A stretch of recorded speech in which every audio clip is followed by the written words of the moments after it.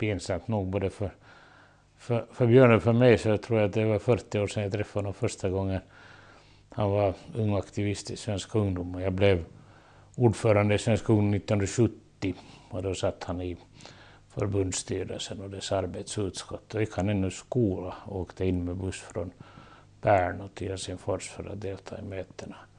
En gång han kom så märkte jag när han kom att hela arbetsutskottet hade avlägsnat sig, för vi hade bet oss på friidrottstävlingar till stadion och han var mycket förargad, för vad man kan säga om Björn, men idrottsintresserad tror jag han inte, åtminstone var han inte på den tiden.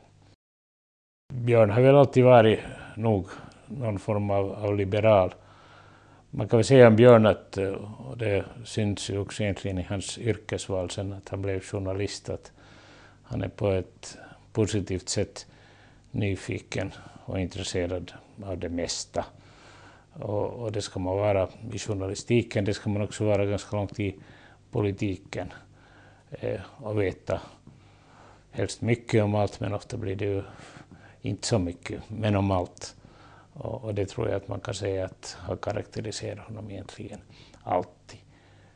Därmed inte sagt att den som vet mycket om allt ska vara en lättviktare, utan tvärtom är det ju frågan om att egentligen kunna kombinera olika typer av kunskap och att försöka se den stora bilden.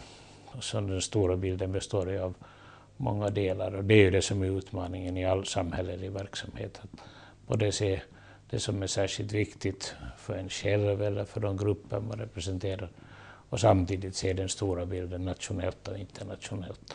Och idag är det ju Europa som bildar en stor del av den stora bilden för oss i Finland.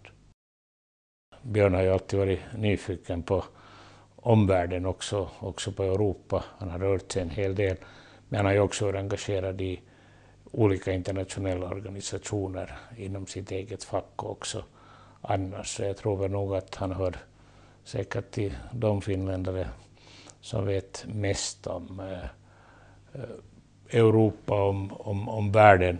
Sen hur stor del av den här gruppen som vet mest är det en annan sak, men tveklöst så tycker jag nog att han väl känner till vad det är frågan om.